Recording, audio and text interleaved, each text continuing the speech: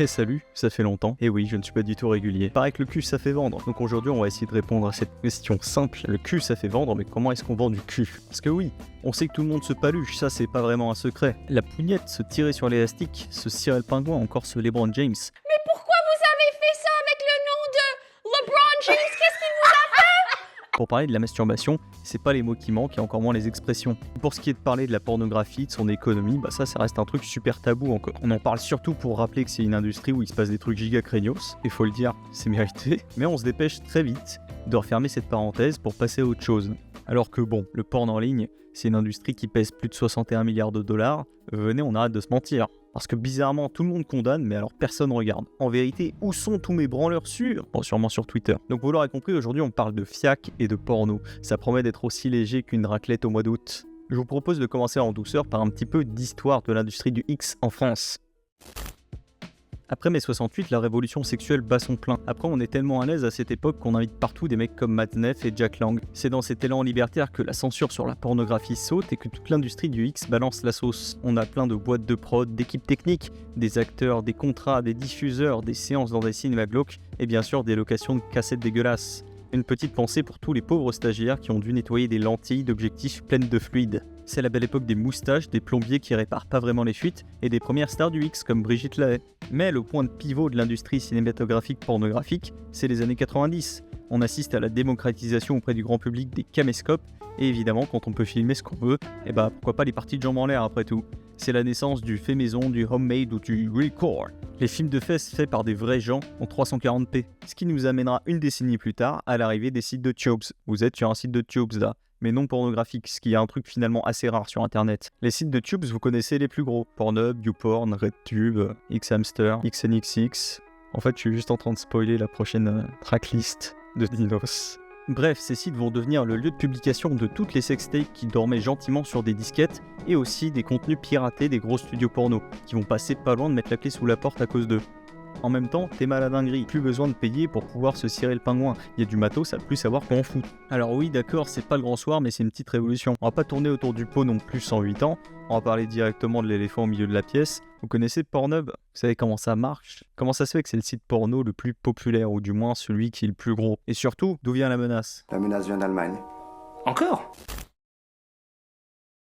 Fabian Tillman, un informaticien allemand donc, modestement surnommé le roi du porno, ou comme on dit dans sa langue natale de con, Der König des Pornos. en 2010, il rachète le site aux 3 étudiants qui ont créé Pornhub sur la base de YouTube. Mais Tillman, lui, c'est un techos, ou plutôt un expert SEO. Son truc, c'est de prendre un site et de le faire sortir en top position sur Google. Parce que si ton site n'est pas dans les 3 premiers résultats de la première page de Google, ton site, statistiquement, il est déjà mort. C'est donc lui le génie du mal derrière l'empire du fiac orange et noir. D'ailleurs, les couleurs, tant que j'y pense. Un choix de couleur intéressant qui a beaucoup plus de sens qu'il n'y paraît, puisque là où l'industrie du X abuse du noir et du rose bonbon, le orange façon panneau de signalisation nous donne un avertissement. Ça nous met face à un interdit qui ne demande qu'à être bravé. Et c'est l'interdit que des millions de mineurs vont braver tous les jours en cliquant sur « Oui, j'ai plus de 18 ans ». Et là c'est parti, c'est la NBA, ça va se LeBron James et ce Steph le Curry. Ça fonctionne de la même manière que YouTube, ou que n'importe quel site internet en fait. Plus il y a de visites, plus l'espace publicitaire qui est présent sur ton site se vend bien et se vend cher. Sauf que, vu que c'est un site de fiac, globalement, il n'y a pas beaucoup de marques qui se bousculent pour y faire leur pub. Bah oui, parce que tu vas pas compromettre ton image de marque avec une industrie qui est aussi mal vue. Et pire que ça, les régies publicitaires, ceux qui vendent ces espaces, ils refusent de bosser avec des sites porno. Donc Tillman, il va dire « Personne veut bosser avec moi ? Eh bah balèque mon ref, je vais la faire moi-même à putain de régie pub pour mon site de cul et je vais gagner plein de thunes. » Der König des Pornos. Cette régie, elle s'appelle Traffic Junkie, si vous voulez aller voir, et pour vous taper une barre. J'ai fait une blague de bite dans une vidéo sur le porno. Dans leur document commercial, Traffic Junkie déclare que 29% du trafic est représenté par les 18-24 ans. Mais bon, comme on est sur un site de cul, je pense que ça mérite une petite correction. Voilà, là c'est mieux. Et c'est là que Pornhub va commencer à gagner énormément d'argent et à prendre le contrôle de son marché. Souvenez-vous, à la base, on trouve 2 types de contenus sur un site comme Pornhub. Des sextapes amateurs, souvent illégales, souvent du revenge porn, voire des viols, et même du contenu pédo. Alors oui, certains diront not all sextapes, mais quand même beaucoup de sextapes. Et aussi bien sûr des contenus piratés de gros studios. C'est ces contenus-là qui nous intéressent dans un premier temps. Vu qu'ils ont plein de thunes, Pornhub ils vont commencer par racheter directement leur concurrence. les RedTube, YouPorn et j'en passe. Mais ils vont aussi racheter les studios de production comme Brazzers, Mophos ou My Dirty Hobby. L'objectif il est simple, en rachetant les sites de diffusion, la production et la régie pub qui diffuse les pré-rolls avant de se Nashor le baron, et tu contrôles toute la chaîne de production de ton business. Les utilisateurs de Pornhub qui sont prêts à lâcher un billet, ils vont le faire sur ton site et pas sur le site de Dorsel par exemple. Mais on va faire une comparaison pour que ce soit plus parlant, ok? Imaginez, on est genre Auchan. Non, en fait, mieux, on est Gérard Muliez. Plutôt que de proposer des marques distributeurs qui coûtent pas cher pour mes biscuits au chocolat, eh bien je rachète Granola. Maintenant que je possède Granola, je peux les mettre en avant dans les rayons et planquer éventuellement les autres biscuits concurrents, genre Pépito. Je peux aussi diffuser des spots radio dans tout le magasin pour les promouvoir. Et comme tout le monde ne sait pas que je possède les Granola, on n'aura pas l'image cheap que les marques distributeurs ont l'habitude d'avoir, les MDD pour les intimes, y compris dans leur design. Non mais sérieux, je sais que je suis pauvre, mon ref, pas besoin que le packaging me le crie au visage. Et donc le truc important à retenir, c'est que t'achètes pas des biscuits au chocolat Auchan, t'achètes des granolas. Et là c'est pareil pour Pornhub. L'offre premium de Pornhub, elle donne pas accès au porno mythe de Pornhub, elle donne accès au contenu des studios comme Brazzers, Mophos et je sais pas qui, où tu vas retrouver donc Johnny Sins et Bella Danger. Et aussi toutes les autres stars Hype et X, parce que de toute manière, ils ont la thune, ils peuvent se payer tout le monde. Cette prise de contrôle du marché, elle coïncide avec l'éviction de Fabian Tillman à la tête de l'entreprise derrière Pornhub. Ce changement de nom, il aura son importance plus tard. Mais pour l'instant, retenez que c'est quand même beaucoup plus facile de se débarrasser d'un mec problématique quand il a fraudé fisc que parce que son site héberge des viols ou des vidéos pédos. Donc maintenant que Manwin est devenu MindGeek, les nouveaux dirigeants se disent qu'il est plus que temps de développer la marque. C'est à ce moment-là que Pornhub va devenir bien plus qu'un site bien foutu et bien référencé. On a déjà parlé des couleurs de Pornhub, mais est-ce qu'on peut parler de son jingle ? Le truc, c'est une trend à lui tout seul. Rien qu'au son du jingle, tu fais paniquer toute la pièce. Tout le monde sait, c'est fascinant. À ce niveau-là, franchement, c'est presque de la pop culture. Et quand t'as un de tes concurrents principaux qui te suit pour faire le sien, c'est vraiment une confirmation de ton statut de leader sur le marché. À partir de 2013, c'est vraiment le moment où MindGeek se sont poussés des ailes et essayent de faire de Pornhub une marque respectable, un peu fun, un peu edgy, dans cette vibe internet mi-incel, mi-startupper, donc 100% vieux gars. Et c'est vraiment là qu'on va se rendre compte qu'ils brassent vraiment beaucoup trop de pognon, à un point où c'est vraiment indécent. Ça se la joue connard de la com avec une gigantesque campagne sur Times Square et tout. Ils font vraiment beaucoup trop les malins pour un site qui héberge des viols, c'est une dinguerie. Et quand je vous dis qu'ils ont vraiment beaucoup trop de thunes, je me sens obligé de vous donner 2-3 exemples. Pornhub lance un label de musique, les clips sont directement uploadés sur Pornhub avec de la nudité et tout. C'est improbable et vraiment ridicule. Pour la culture, Coolio a fait un morceau sur ce label. On a aussi eu droit à une télé-réalité dans une villa où ça pèse à balle, parce qu'ils n'ont pas compris que si Jersey Shore ou Frenchy Shore chez nous ça fonctionne, c'est surtout parce qu'on voit presque tout, mais pas tout. C'est pour ça que ça s'appelle du soft porn. Et mon truc inutile préféré, c'est le shop de merchandising de Pornhub. Je ne peux pas ne pas rire en fait en voyant le pull de Noël et ses boules pour le sapin. Non mais le ho ho ho, c'est vraiment pour m'achever. Of course, il y a aussi le hoodie du cum qui se croit tellement edgy en entrant dans l'amphi de la fac, mais tranquille, c'est du second degré. Après, c'était sûrement super drôle en 2014, comme la casquette Jackie et Michel. Bon, on s'est bien moqué, mais maintenant on va quand même parler des vrais problèmes.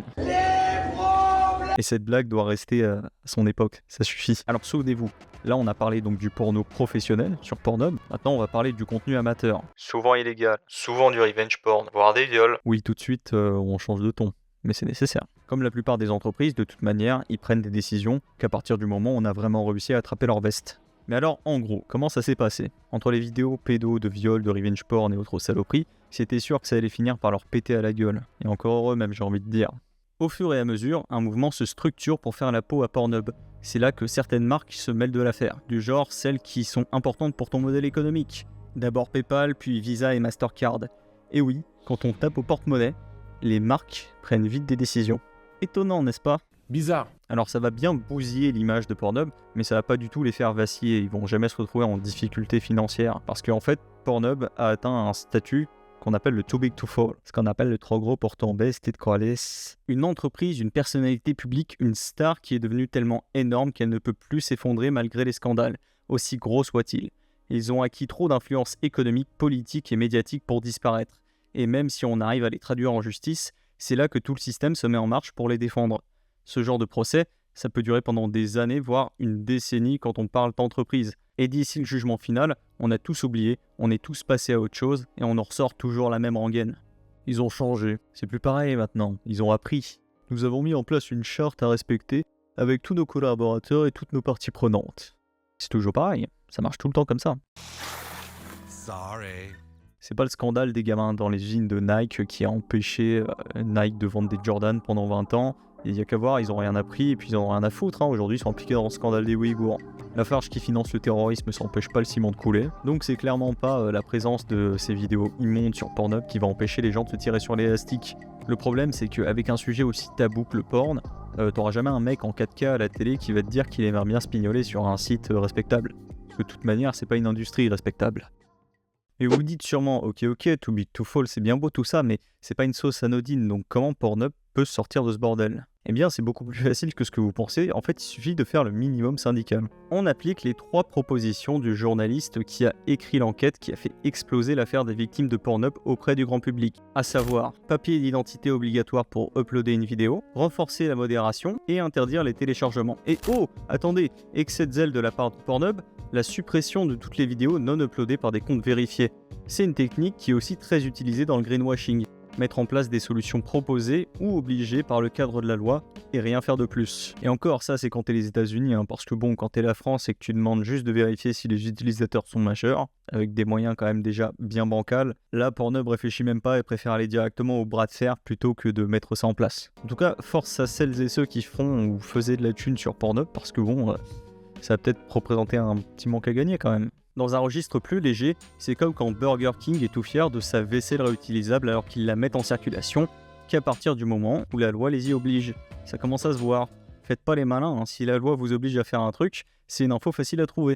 Vous vous souvenez quand je vous ai parlé du changement de nom de Manwin pour devenir MindGeek? Eh bien MindGeek va nous refaire la même en 2023. Tous les dirigeants vont vendre leur part et les racheteurs vont changer le blaze de l'entreprise qui va devenir Halo. C'est un classique. On change assez régulièrement de nom pour brouiller les pistes et pour induire en erreur le grand public. Fabian Tillman arrêté pour évasion fiscale, vente de ses parts et rebranding. Énorme scandale de victimes de revenge porn sur Pornhub, vente des parts et rebranding. Au final, c'est un petit peu comme la droite française. Si tu changes suffisamment de nom, on va peut-être oublier toutes les affaires que t'as au cul. Donc oui, Pornhub s'est tapé une grosse sauce, mais en soi, il n'y a jamais eu de vraies conséquences directes à toutes les saloperies hébergées sur leur site pendant des années. Pas de procès, pas de réelles conséquences, nada, que chi. Circuler, il n'y a rien à voir ma bonne dame. Ah, et toutes les vidéos de revenge porn, les viols, tous les trucs dégueulasses, ne vous inquiétez pas, ça a juste été uploadé sur un autre site de cul. Au final, la surmédiatisation de cette affaire, elle a juste permis de clouer au pilori Pornhub. Mais ça n'a pas du tout abouti sur une réponse politique ou au moins un texte de loi qui aurait permis de pousser toutes ces saloperies au fin fond du dark web, là où il faut être un FDP sacrément motivé pour les trouver. Bon, on pourrait encore parler de pas mal de sujets, c'est quand même tellement vaste Pornhub. On pourrait notamment parler de comment Pornhub a forcé l'ubérisation de la pornographie en ligne, notamment en amenant via ses systèmes de créateurs la pertinence d'une plateforme comme OnlyFans. Bon, c'est aussi la mort de Tumblr qui a forcément amené ça, mais ça c'est encore autre chose. Mais du coup on en parlera peut-être si un jour on parle d'OnlyFans et on essaiera d'en parler de manière moins dégueulasse que la plupart des vidéos YouTube. Mais dans la dernière partie de cette vidéo, je voulais plutôt parler des conséquences de systèmes mis en place par des sites comme Pornhub. Parce que l'abondance de porn en ligne a vraiment amené l'addiction à la pornographie. J'ai envie d'en parler, déjà parce que ça a des conséquences désastreuses sur la représentation de la sexualité, et puis sur la santé de manière directe. Et surtout parce que j'ai cherché, et en France, j'ai rien trouvé sur le sujet. Je parle de la sensibilisation à l'addiction à la pornographie. Je trouve ça assez ouf, et je pense que l'exercice, il mérite d'être fait.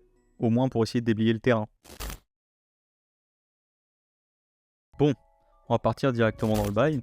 On va commencer par établir un ton. En France, dès qu'on fait un peu de sensibilisation, c'est vrai qu'on a tendance à vite tomber dans les discours culpabilisants et puis à traiter les gens comme des merdes. Ce qui entraîne une réaction logique de « Ah ouais, tu te crois meilleur que moi, va chier connard, c'est bon, il m'a vénère aussi, je vais aller me taper une queue pour me calmer. » Ou à déplacer la responsabilité sur les darons. Ouais, plutôt que de faire des tutos sur le contrôle parental, des trucs qui pourraient être utiles, sur les objets connectés des gamins. Pour notre campagne, vu qu'elle sera numérique, on peut se permettre beaucoup plus de dingueries. Déjà parce que les personnes qui pourraient s'en indigner habituellement la verront pas, ou bien ça serait avouer que c'est des énormes branleurs. Et ça, ça la fout mal socialement. Récemment, vous avez peut-être vu passer cette affiche. c'est moderne, c'est provocateur, c'est audacieux, c'est tout ce qu'on aime, bordel. Donc on va s'en inspirer pour prendre notre public à la gorge. Ça lui rappellera peut-être les Choc Me Daddy qu'il a l'habitude de regarder, mais pas forcément aussi brutal. Ce serait plus en mode faut dire les termes, t'as vu. Bon, maintenant évidemment faut qu'on trouve notre accroche. Et ça c'est technique parce que en vrai sur un pré-roll t'as quoi? T'as 5 secondes, capter l'attention du boug, après c'est activité branlatoire. Deuxième difficulté, t'as plein de pré-rolls bizarres à la con qui viennent te faire chier quand t'es pas tu pratiques intensément l'asticage. Et on te demande toujours de t'inscrire sur des sites à la con ou je sais pas quoi. Donc c'est pas évident de se démarquer. Qu'on trouve comment essayer de tweaker ce truc là. Il faut vraiment qu'on réussisse à synthétiser notre message. Il faut être très clair. Il faudra faire attention à avoir un message différent des trucs de mascu à la con qui te demandent d'arrêter de te branler pour conserver ta force ou je sais pas quelle connerie.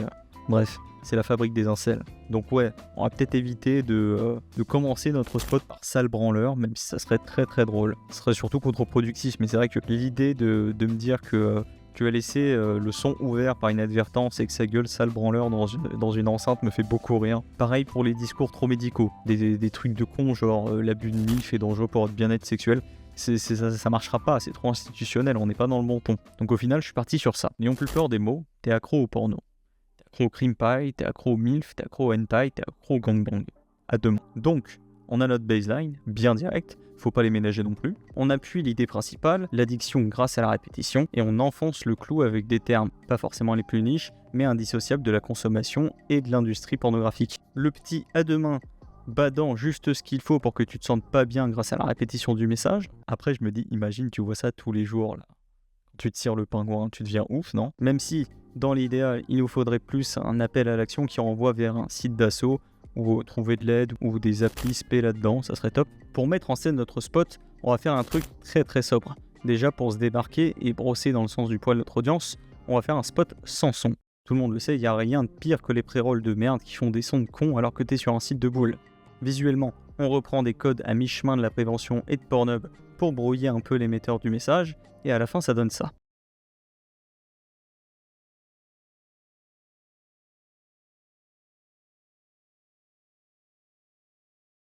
Voilà, c'est ma modeste contribution à la lutte contre l'addiction à la pornographie. J'ai l'impression que c'est un bon début pour de la sensibilisation. Après, dans l'absolu, il faudrait qu'on puisse analyser en fait les retours qu'on a sur la campagne, au moins trouver un moyen de voir en fait la réception des utilisateurs français, parce que nous de toute façon on gère que ça. Il y a forcément un subreddit malfamé, non? Ça nous permettra d'adapter la campagne, de corriger le tir, ou bien de partir dans une direction totalement différente si on s'est vraiment planté quoi. Évidemment, on va jamais croire qu'on va faire mouche du premier coup. Les humains, c'est pas une science dure. Et si on faisait les choses bien, il faudrait qu'on parle de thunes pour que ce soit vraiment concret. Mais bon.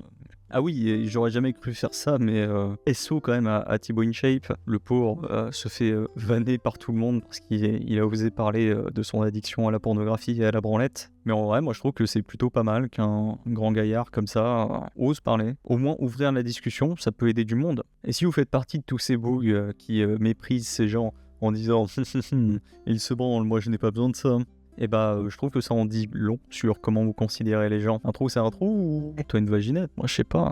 Donc ouais, si vous êtes touché par l'addiction à la pornographie, que vous y passez des heures, que ça devient compulsif et quotidien, qu'il n'y a plus de plaisir, que ça fait mal, première chose déjà, vous laissez pas abattre et surtout n'hésitez pas à en parler. C'est comme n'importe quelle addiction, on peut en revenir. Et le sujet est tellement tabou que, croyez-moi, beaucoup plus de gens que vous ne le pensez partagent votre souffrance. Ou au moins ils la comprennent. Voilà, c'était la vidéo qui répond à peut-être certaines de vos questions sur Pornhub que vous ne vous posiez sûrement pas. Et parce qu'on parle tout le temps de Nike, d'Apple ou de Starbucks, mais Pornhub en termes de maîtrise de son marché, de design ou bien même de saloperie, c'est une dinguerie. C'est un peu le haut du panier de la poubelle d'internet quand même. Et hors de question qu'on leur mette pas une balle sous prétexte que le porn, la branlette, c'est caca, c'est tabou. Vous méritez qu'on vous déteste comme tout le monde. Et bien sûr, mes respects à toutes et tous les travailleurs et travailleuses du sexe. C'était Zilé, ciao!